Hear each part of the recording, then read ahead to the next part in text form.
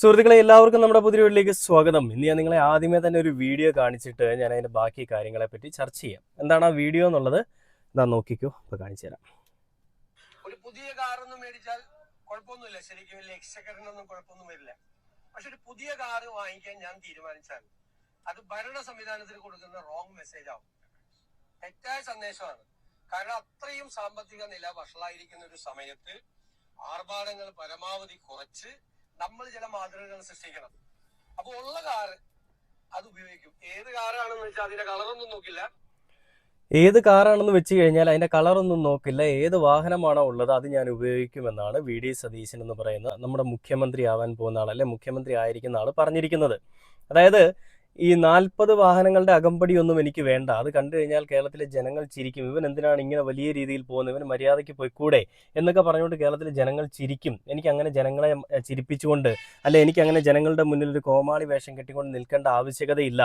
അതുകൊണ്ട് തന്നെയും എനിക്ക് ഈ പറയുന്ന ഇത്രയും വലിയ സെക്യൂരിറ്റി, അല്ലെ ഇത്രയും വലിയ വാഹന വ്യൂഹത്തിന്റെ അകമ്പടിയൊന്നും വേണ്ട എന്നാണ് വി.ഡി. സതീശൻ പറഞ്ഞിരിക്കുന്നത്. ഇന്ന് ഇതിനെ ഒരുപാട് മാധ്യമ ലോകം വളരെയധികം രീതിയിൽ നിറഞ്ഞ കയ്യടികളോടുകൂടി സ്വീകരിച്ചിരിക്കുകയാണ്. എന്തിനാണ് ഈ വി.ഡി. സതീശൻ എന്ന് പറയുന്ന മനുഷ്യൻ മാതൃകാപരമായിട്ടുള്ള ഒരു തീരുമാനം എടുത്തിരിക്കുകയാണെന്ന് പറഞ്ഞുകൊണ്ട്, പുതിയൊരു വാഹനം എടുത്തു കഴിഞ്ഞാൽ എനിക്ക് അതിന്റെ എക്സ്പെൻസ് ഇനിയും നമ്മൾ വെറുതെ ഇങ്ങനെ പൈസ മുതലാക്കേണ്ട ആവശ്യമുണ്ടോ, അല്ലെ ചിലവാക്കേണ്ട ആവശ്യകതയുണ്ടോ, അങ്ങനത്തെ വാഹനത്തിന്റെ ആവശ്യമില്ല. ഏത് വണ്ടിയാണോ നമ്മുടെ ഉള്ളത് ആ വണ്ടി തന്നെ കൊണ്ടു നടക്കും. അത് കളർ ഒരു പ്രശ്നമല്ല, അതിന്റെ വലിപ്പവും ഒരു പ്രശ്നമല്ല, അതിന്റെ സ്പെസിഫിക്കേഷൻസ് ഒരു പ്രശ്നമല്ല, ഈ വാഹനം തന്നെ ഞാൻ കൊണ്ടു നടക്കുമെന്നാണ് വി.ഡി. സതീശൻ മാധ്യമങ്ങൾക്ക് മുൻപിൽ പറഞ്ഞത്. അത് കേട്ടപ്പോൾ തന്നെ ഈ പറയുന്ന മൂത്ത കൊങ്ങികൾക്കും ഇളയ കൊങ്ങികൾക്കും എല്ലാം നല്ല രീതിയിൽ അങ്ങോട്ട് സന്തോഷമായി. കേരളം മാറ്റത്തിന്റെ ചുവട് വെച്ച് തുടങ്ങിയിരിക്കുന്നു, കേരളത്തിൽ മാറ്റത്തിന്റെ ആ കാറ്റുകൾ ആഞ്ഞടിച്ചു തുടങ്ങിയിരിക്കുന്നു, അല്ലെ മാറ്റത്തിന്റെ തിരമാലകൾ കേരളത്തിൽ അലയടിച്ചു തുടങ്ങിയിരിക്കുന്നു എന്നൊക്കെ പറഞ്ഞുകൊണ്ടാണ് ഈ സോഷ്യൽ മീഡിയകളിൽ ക്യാമ്പയിൻ എന്നോണം ഈ പറയുന്ന മുദ്രാവാക്യങ്ങളും അല്ലെങ്കിൽ വി.ഡി. സതീശനെ എഴുതിക്കൊണ്ടുള്ള കാര്യങ്ങളും വരുന്നത്. ഇങ്ങനെ വരുന്ന സമയത്ത് സ്മൃതി ഇതിനെപ്പറ്റി പറയുന്ന ചില കാര്യങ്ങളുണ്ട്. അതിന് നമ്മുടെ ഡോക്ടർ അരുൺകുമാർ കൊടുക്കുന്ന മറുപടിയുമുണ്ട്. ഈ കാര്യങ്ങളൊക്കെ ഞാൻ നിങ്ങളെ കാണിക്കുന്നുണ്ട്. നേരെ നമുക്ക് എന്തായാലും വി.ഡി. സതീശൻ പറയുന്ന ബാക്കി കാര്യങ്ങളിലേക്ക് പോവാം. വി.ഡി. സതീശൻ പറഞ്ഞിരിക്കുന്ന വാഹനം എനിക്ക് വെറുതെ എടുത്ത് അതിന്റെ പൈസ എനിക്ക് വെറുതെ മുതലാക്കേണ്ട ആവശ്യകതയില്ല, അല്ലെങ്കിൽ വെറുതെ ഈ കേരളത്തിന്റെ ഈ പറയുന്ന ഒരു പാപ്പരായിരിക്കുന്ന ഒരു പൊതുഖജനാവിനെ എനിക്ക് വീണ്ടും പാപ്പരാക്കേണ്ട ആവശ്യകതയില്ല, അങ്ങനെ ആക്കാൻ പോകുന്നില്ല എന്നൊക്കെയാണ് പറയുന്നത്. ഇതിന്റെ പിന്നിലുള്ള കളി എന്താണെന്നും അല്ലെ എന്തുകൊണ്ടാണ് ഇദ്ദേഹം ഇങ്ങനെ പറഞ്ഞിരിക്കുന്നതെന്നും ഒക്കെ ഉള്ളത് ഞാനിങ്ങനെ ചുമ്മാ ഒന്ന് ചിന്തിച്ച് നോക്കിയപ്പോൾ എനിക്ക് മനസ്സിലായൊരു കാര്യം, എ.കെ. ആന്റണി കഴിഞ്ഞ ദിവസം വന്നൊരു കാര്യം പറയുകയുണ്ടായി, അല്ലേ. അതായത് പൊതുഖജനാവില് പൂച്ച പെറ്റ് കിടക്കുന്ന പോലെ, അല്ലെ പൂച്ചയ്ക്ക് പോലും കിടക്കാൻ സ്ഥലമില്ല, അല്ലെങ്കിൽ പൂച്ച വെറുതെ കിടക്കുകയാണെന്നൊക്കെ ഉള്ള രീതിയിലാണ് പറഞ്ഞുകൊണ്ടിരുന്നത്. എന്തുകൊണ്ടാണ് അങ്ങനെ പറഞ്ഞത്? പൊതുഖജനാവിൽ ഒന്നുമില്ല, ഒരു രൂപ പോലും പൊതുഖജനാവിൽ ഇല്ലാതെ ആക്കിയിട്ടാണ് ഇടതുപക്ഷം ഈ കേരളത്തിൽ നിന്ന് വിട പറഞ്ഞാലേ ഇടതുപക്ഷം കേരളത്തിൽ നിന്ന് അധികാരം വിട്ടുപോയിരിക്കുന്നതെന്നാണ് ഇവർ പറഞ്ഞത്.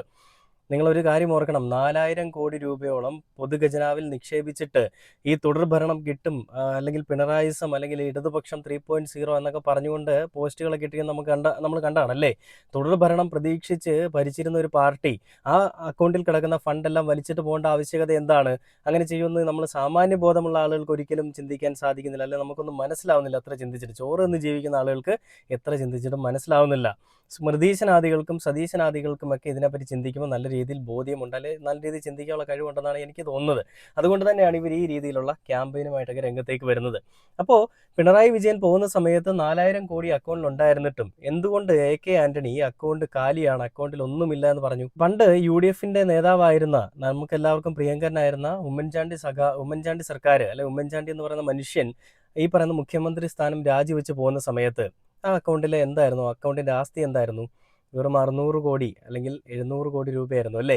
അതിനെ 4000 കോടി രൂപയാക്കി ഉയർത്തിക്കൊണ്ട് 4000 കോടി രൂപയോളം അക്കൗണ്ടിൽ ഇട്ടിട്ട് പോകുമ്പോൾ ആ വ്യത്യാസം നമുക്ക് മനസ്സിലാവും.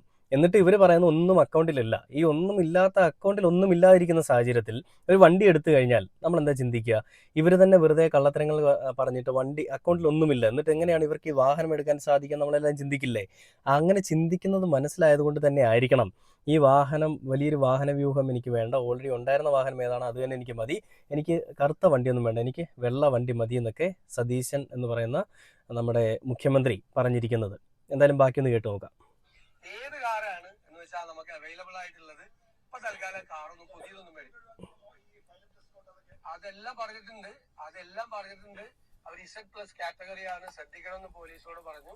എങ്കിലും പറഞ്ഞു, ഞാൻ കരുതുന്നത് വലിയ ആർഭാടത്തോടെ വളരെ പത്രാസിലൂടെ റോഡിലൂടെ പോയാൽ ആളുകൾ എന്നെ ചിലപ്പോ അവര് പുറത്തൊന്നും പറയില്ലായിരിക്കും, പക്ഷെ ഉള്ളിൽ കളിയാക്കി ചിരിക്കും. അതിന്റെ അത്രയൊന്നും ആയിട്ടില്ല ഞാൻ. അപ്പൊ അത് ഏറ്റവും ലളിതമായി ഏറ്റവും കുറച്ച് ചെയ്യണമെന്ന് അവരോട് പറഞ്ഞിട്ടുണ്ട്. പിന്നെ നമ്മൾ പോകുന്ന വഴിയിലൊന്നും ആളിലൊന്നും ബുദ്ധിമുട്ടിക്കുന്നു. പരമാവധി ഏറ്റവും കുറച്ച് വാഹനങ്ങൾ, ഏറ്റവും കുറവെന്ന് വെച്ചാൽ വിരലിലെണ്ണാവുന്നതില് താഴെ മിനിമം അത്രേ പാടുള്ളൂ. അത് ഒന്നും ഉണ്ടായിട്ടല്ല, ഞാൻ ഇതിനു മുമ്പ് പോയവരെയൊന്നും പരിഹസിക്കൊന്നുമല്ല, അതൊന്നുമല്ല. അവർക്കൊക്കെ എന്റെ ആവശ്യമുണ്ടായില്ല, എനിക്ക് എന്റെ ആവശ്യമില്ല. ഒന്ന്. രണ്ട്, നമ്മൾ ഇത്തരം ഘട്ടങ്ങളിൽ നമ്മൾ ചിലപ്പോൾ മുകളിൽ ഇരിക്കുന്നവർ അല്ലെ കൊടുക്കുന്ന സന്ദേശങ്ങളുണ്ട്. ആ സന്ദേശം ക്ലിയർ ആണ്, അത് കൃത്യമായിട്ട് നമ്മൾ കൊടുക്കണം. നമ്മൾ വളരെ നല്ല കാര്യം തന്നെയാണ്. അതായത് മുൻപുണ്ടായിരുന്ന പിണറായി വിജയൻ എന്ന് പറയുന്ന മനുഷ്യൻ പോയിരുന്ന ഒരുപാട് വാഹനങ്ങളിലായിരുന്നു എന്നൊന്നും ഞാനിവിടെ പറയുന്നില്ല. അത് എത്രയും ആയിക്കോട്ടെ. പക്ഷേ എനിക്ക് അത്രയും അധികം വാഹനങ്ങളുടെ അകമ്പടി വേണ്ട. വിരലിലെണ്ണാൻ പറ്റുന്നത്ര വാഹനം മതി. അത് 5 ആണെങ്കിൽ 5, 4 ആണെങ്കിൽ 4. അത് വലിയ അത്യാധുനിക സൗകര്യങ്ങളുള്ള വാഹനങ്ങളൊന്നും വേണ്ട, ചെറിയ വാഹനങ്ങൾ മതി എന്നൊക്കെയാണ് വി.ഡി. സതീശൻ പറയുന്നത്. ഇദ്ദേഹം ഇത് പറയുമ്പോൾ കേരളത്തിലെ ജനങ്ങൾ വിചാരിക്കുന്നത് എന്തായിരിക്കും? പഴയ ഈ പറയുന്ന ഇന്നോവ അല്ല അംബാസഡർ ഒക്കെ മതി എന്നാണ് ഈ പറയുന്ന വി.ഡി. സതീശൻ പറഞ്ഞതെന്നായിരിക്കും. ഒരിക്കലുമല്ല.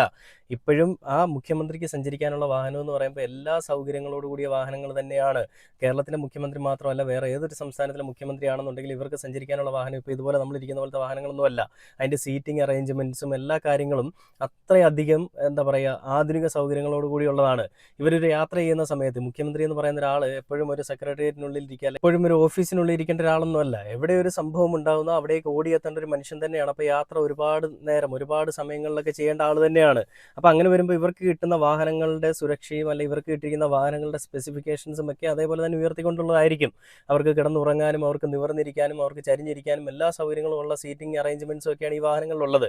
അങ്ങനൊരു വാഹനത്തിൽ തന്നെയാണ് വി.ഡി. സതീശനും സഞ്ചരിക്കാൻ പോകുന്നത്. പുതിയൊരു വാഹനം വേണ്ട എന്നുള്ളൊരു കാര്യം മാത്രമേ അദ്ദേഹം പറയുന്നുള്ളൂ.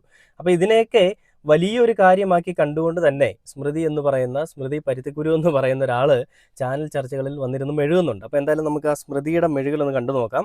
അത് കണ്ടിട്ട് എന്തായാലും അരുൺകുമാർ എന്താ മറുപടി കൊടുക്കുന്നത് കണ്ടു നോക്കാം. അത് കാറുമായി ബന്ധപ്പെട്ട് അദ്ദേഹം പറയുന്നു, ഒരു പുതിയ കാർ മേടിച്ചാൽ വലിയ കുഴപ്പമൊന്നുമില്ല, പക്ഷെ പുതിയ കാർ വാങ്ങിക്കാൻ തീരുമാനിച്ചാൽ അത് ഭരണ സംവിധാനത്തിന് നൽകുന്ന റോങ് മെസ്സേജ് ആയിരിക്കും. അതായത് താൻ തന്നെ ഒരു മാതൃക സൃഷ്ടിക്കുക എന്ന് അദ്ദേഹം കൃത്യമായി പറയുകയാണ്. അപ്പോൾ അത് തെറ്റായ സന്ദേശം നൽകില്ല.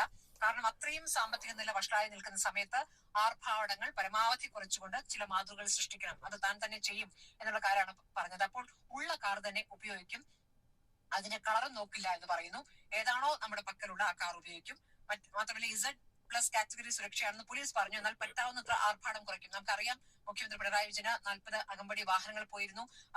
മുഖ്യമന്ത്രിയുടെ വാഹനം പോകുമ്പോൾ റോഡ് മുഴുവൻ ബ്ലോക്ക് ചെയ്യുന്ന രീതിയിലായിരുന്നു. അത് പാടില്ല. ജനങ്ങൾക്ക് ബുദ്ധിമുട്ടുണ്ടാക്കുന്ന ഒരു രീതിയും തനിക്ക് വേണ്ട, താൻ അതിനായിട്ടില്ല എന്നൊരു വാചകം കൂടി അദ്ദേഹം പറയുന്നുണ്ട്. കാരണം ആളുകൾ ഒന്നും പുറത്തേക്ക് പറയില്ലെങ്കിലും മനസ്സിലെങ്കിലും പരിഹസിക്കും എന്ന കാര്യം പറയുമ്പോൾ പിഴവുകൾ തിരുത്തുക എന്നതിന്റെ സൂചനയായിട്ട് ഞാൻ കാണുകയാണ്. അപ്പോൾ അങ്ങനെ ഒരു മാതൃക മുഖ്യമന്ത്രി തന്നെ സൃഷ്ടിക്കുമ്പോൾ മറ്റു മന്ത്രിമാർക്ക് ഒരു ആർഭാടത്തിലേക്ക് പോകാൻ കഴിയില്ല. അപ്പോൾ ഒരു നല്ല മാതൃകയായി മാറുന്നു. പിന്നീട് സർക്കാരുമായി ബന്ധപ്പെട്ടപ്പോൾ വിദ്യാഭ്യാസത്തിന്റെ കാര്യത്തിലായാലും ആരോഗ്യ മേഖലയുടെ കാര്യത്തിലായും അദ്ദേഹത്തിന് ചില കൃത്യമായ ആലോചനകളുണ്ട്. അത് കോൺക്ലേവ് നടത്തി തന്നെ വിദഗ്ധരിൽ നിന്നും ആശയങ്ങൾ സ്വീകരിച്ചുകൊണ്ട് അങ്ങനെയാണ് ആ ഒരു പദ്ധതി തന്നെ തയ്യാറാക്കിയിരിക്കുന്നത്. അപ്പോൾ അത് നടപ്പാക്കുക എന്നൊരു വലിയ സ്വപ്നം അദ്ദേഹത്തിന് മുന്നിലുണ്ട്. അതാണ് മുന്നോട്ട് വയ്ക്കാൻ പോകുന്നതെന്നാണ് ഞാൻ മനസ്സിലാക്കുന്നത്. സ്മൃതി പറഞ്ഞത് മുഖ്യമന്ത്രിയായിരുന്ന പിണറായി വിജയൻ പോകുന്ന സമയത്ത് 40 വാഹനങ്ങളുടെ അകമ്പടി ഉണ്ടായിരുന്നു. അതൊക്കെ ഒരു ആർഭാടമായിരുന്നു. ആ ആർഭാടമെല്ലാം ഒഴിവാക്കിക്കൊണ്ട് ഒരു മാതൃകാപരമായിട്ടുള്ള ഒരു നിലപാടാണ് ഈ പറയുന്ന വി.ഡി. സതീശൻ സ്വീകരിച്ചിരിക്കുന്നതെന്നാണ്. എവിടെയാണ് സ്മൃതി 40 വാഹനങ്ങളുടെ അകമ്പടിയോടുകൂടി മുഖ്യമന്ത്രിയായിരുന്ന പിണറായി വിജയൻ സഖാവ് പോയിട്ടുള്ളത്? എപ്പോഴാണ് ഈ പറയുന്ന മുഖ്യമന്ത്രിമാർക്ക് അതീവ പ്രൊട്ടക്ഷൻ കൊടുക്കേണ്ടി വരുന്നത്? എപ്പോഴാണ് ആ ഒരു സാഹചര്യം ഉണ്ടാകുന്നത്? അവർക്കെതിരെ എന്തെങ്കിലും മുറവിളി കൂട്ടുന്ന ആളുകളുടെ എന്തെങ്കിലും പ്രശ്നങ്ങൾ ഉണ്ടാകുമ്പോഴാണ്, അല്ലേ? അവർക്കെതിരെ എന്തെങ്കിലും ഭീഷണി ഉണ്ടാകുമ്പോഴാണ്, അവർക്കെതിരെ എന്തെങ്കിലും അലിഗേഷൻസ് ഉണ്ടാകുമ്പോഴാണ് അവരുടെ ഈ പറയുന്ന പ്രൊട്ടക്ഷൻ കൂട്ടേണ്ടി വരിക. അങ്ങനെ വന്നതുകൊണ്ട് മാത്രമാണ് പിണറായി വിജയൻ എന്ന് പറയുന്ന ഒരു മനുഷ്യന്റെ പ്രൊട്ടക്ഷൻ കൂട്ടിയിട്ടുള്ളത്. ഇതിന് മുൻപുള്ള മുഖ്യമന്ത്രിമാരിലും ഇതേപോലെ പ്രൊട്ടക്ഷൻ കാറ്റഗറി എന്നുള്ളത് മാറ്റി പല കാറ്റഗറിയിലേക്ക് മാറ്റിയിട്ടുണ്ടല്ലോ. അതിനെപ്പറ്റി എന്താണ് സ്മൃതി ഒന്നും പറയാത്തത്? സ്മൃതിക്ക് ഇപ്പോഴും പറയാനുള്ളത് പിണറായി വിജയൻ ഇവിടെ ചെയ്ത എല്ലാം വൃത്തികേടുകളായിരുന്നു. അത് ജനങ്ങൾ മടുത്തു. പിണറായി വിജയൻ പോകുമ്പോൾ റോഡ് ബ്ലോക്ക് ചെയ്തിട്ടിരിക്കുന്നു. അതിപ്പോൾ വി.ഡി. സതീശൻ പോകുന്ന സമയത്താണെങ്കിൽ റോഡ് ബ്ലോക്ക് ചെയ്തേ പറ്റുള്ളൂ. കാരണം അവർക്ക് സുഗമമായിട്ട് യാത്ര ചെയ്യണം. അവർ പോകുന്ന അവരുടെ പേഴ്സണൽ കാര്യങ്ങൾക്കല്ല, കേരളത്തിലെ ജനങ്ങളുടെ ആവശ്യങ്ങൾക്ക് വേണ്ടിയിട്ടാണ് അവർ പോകുന്നത്. അങ്ങനെയെങ്കിൽ ആ ജനങ്ങളെ തന്നെ കുറച്ച് നേരം അവർ ഒതുക്കി നിർത്തിയേ പറ്റുള്ളൂ. എന്തായാലും അത് തന്നെ ഇനി നമ്മൾ കാണാൻ പോകുന്നുള്ളൂ. അല്ലാതെ അതിനപ്പുറത്തേക്ക് ഒന്നും സംഭവിക്കാൻ പോകുന്നില്ല. എന്തായാലും ഇതിന് ഡോക്ടർ അരുൺകുമാർ കൊടുക്കുന്നൊരു മറുപടിയുണ്ട്, ഞാനതൊന്ന് കാണിച്ചു തരാം. വി.ഡി. സതീശൻ പറഞ്ഞത് തന്റെ വാഹന വ്യൂഹം കുറയ്ക്കും എന്നുള്ളതാണ്. അത് വളരെ സ്മൃതിക്കുള്ള മറുപടിയാണ് കേട്ടോ. ഒരു തീരുമാനമായിട്ട് ഇന്ന് എല്ലാവരും അംഗീകരിച്ചു. വളരെ പോസിറ്റീവ് ആയിട്ടുള്ള ഒരു കാര്യമാണ്. നേതാക്കൾ ജനങ്ങളുടെ അടുത്താണ് നിൽക്കേണ്ടത്. ഒരു വലിയ കോട്ടയ്ക്കുള്ളിലോ ഏതെങ്കിലും വലിയ എസ്കോർട്ട് വാഹനത്തിനുള്ളിലോ ജനങ്ങളിൽ നകന്നു നിൽക്കുകയല്ല വേണ്ടത് എന്നുള്ളതാണ് പൊതുവായിട്ടുള്ള ജനാധിപത്യ ബോധം. പക്ഷെ അവിടെ ഒരു പ്രശ്നമുണ്ട്. അതിനെ വി.ഡി. സതീശൻ പറഞ്ഞത് മറ്റാരെയും അപഹസിക്കാൻ വേണ്ടിയല്ലെന്ന് പറഞ്ഞെങ്കിലും സോഷ്യൽ മീഡിയയിലടക്കം അത് ക്യാമ്പയിനായിട്ട് ഉപയോഗിക്കുന്ന ഒരു തെറ്റായ നെറേറ്റീവ് ഉപയോഗിച്ചുകൊണ്ടാണ്. എന്താണ് തെറ്റായ നെറേറ്റീവ്? 40 എസ്കോർട്ട് വാഹനങ്ങൾ ഉപയോഗിച്ച ആളാണ് മുഖ്യമന്ത്രി പിണറായി വിജയൻ. 2016 മുഖ്യമന്ത്രി പിണറായി വിജയൻ സത്യപ്രതിജ്ഞ ചെയ്യുന്ന സമയത്ത് എടുത്ത ആദ്യത്തെ തീരുമാനങ്ങളിൽ ഒന്ന് വായിക്കാം. ആ തീരുമാനം ഇങ്ങനെയായിരുന്നു: The Security Review Committee decided to scale down the surplus security cover that was being provided to former Chief Minister Umman Chandi following the threats in connection with the solar scam and bar bribery issues. Opposition leader Ramesh Chennittala, who was enjoying surplus security cover during his term as a Home Minister, would only have an escort thereafter. എന്നാണ് പറഞ്ഞിരിക്കുന്നത്. പിണറായി വിജയൻ സർക്കാരിന്റെ കാലത്തെടുത്ത ആദ്യത്തെ തീരുമാനങ്ങളിൽ ഒന്ന് തന്നെ മുഖ്യമന്ത്രിക്ക് ഏർപ്പെടുത്തിയിരിക്കുന്ന security cover പിൻവലിക്കുക എന്നുള്ളതായിരുന്നു. അഥവാ surplus security കൂടുതൽ വാഹനങ്ങൾ ഉൾപ്പെടുത്തരുത് എന്നുള്ളതായിരുന്നു. മന്ത്രിമാർക്കടക്കം പൈലറ്റ് എസ്കോർട്ട് എന്നതിൽ വലിയ വാഹനവ്യൂഹം കൊണ്ടുവരരുത് എന്ന തീരുമാനം എടുക്കുന്നത് പിണറായി സർക്കാർ അധികാരം ഏറ്റെടുത്ത ഉടൻ തന്നെയായിരുന്നു. അതുകൊണ്ടാണ് ഞാൻ കണ്ടില്ലേ, വി.ഡി. സതീശനാണ് ഈ വലിയ മാറ്റങ്ങൾക്കൊക്കെ കാരണമായതെന്ന് ഇപ്പോൾ പറഞ്ഞ് മെഴുകുന്ന കുങ്ങിക്കുട്ടന്മാരും ചില കമ്മിക്കുട്ടന്മാരും ചില സംഖ്യക്കുട്ടന്മാരും ഒക്കെ ഇതൊന്ന് കണ്ടു നോക്ക്.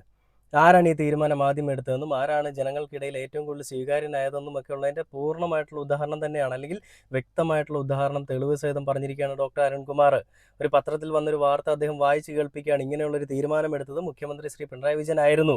ഇപ്പോൾ വി.ഡി. സതീശനും അതേ തീരുമാനങ്ങൾ എടുക്കുമ്പോൾ പിണറായി വിജയനെ ഒരു സൈഡിലുള്ള ആളുകൾ ഇരുന്നുകൊണ്ട് വലിയ രീതിയിൽ ഒരു പക്ഷം ചേർന്നുകൊണ്ട് അല്ലെങ്കിൽ ഒരു കൂട്ടം ചേർന്നുകൊണ്ട് ആക്രമിക്കാൻ ശ്രമിക്കുന്നു. പിണറായി വിജയൻ ഏകാധിപതിയാണ്, അല്ലെങ്കിൽ ഈ പറയുന്ന ഒരു ഒറ്റ മൈൻഡുള്ള ഒരു വ്യക്തിയാണ്, അല്ലെങ്കിൽ ഈ പറയുന്ന കർക്കശ സ്വഭാവമുള്ളവനാണെന്നൊക്കെ പറഞ്ഞുകൊണ്ട് അയാൾക്കെതിരെ വലിയ രീതിയിലുള്ളൊരു വിദ്വേഷ പരാമർശം ഉണ്ടാക്കിയെടുക്കാൻ, അല്ലെ ഒരു എന്താ പറയുക, ഒരു കോൺട്രവേഴ്സി ഉണ്ടാക്കിയെടുക്കാൻ വേണ്ടിയിട്ട് ശ്രമിച്ചുകൊണ്ടിരിക്കുകയാണ്.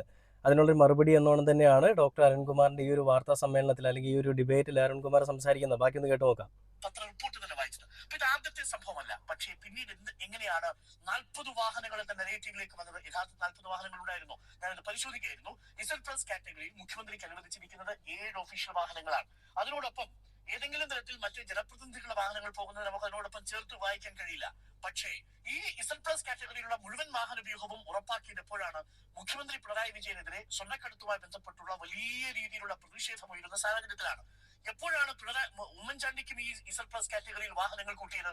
ഉമ്മൻചാണ്ടി സർക്കാരിനെതിരെ സോളാർ സ്കാമുമായി ബന്ധപ്പെട്ടിരിക്കുന്ന പ്രതിഷേധം വരുന്ന സമയത്താണ്. എന്ന് വെച്ചാൽ തെരുവിലൊരു പ്രതിഷേധം മുഖ്യമന്ത്രിക്കെതിരെ ഇപ്പോൾ ഒരു കല്ലേറ് പോലെ അല്ലെങ്കിൽ കരിങ്കൊടി പ്രതിഷേധം പോലെ വരുന്ന സാഹചര്യങ്ങളിൽ സ്വാഭാവികമായും ഇസഡ് പ്ലസ് കാറ്റഗറിയിലേക്ക് പോകും.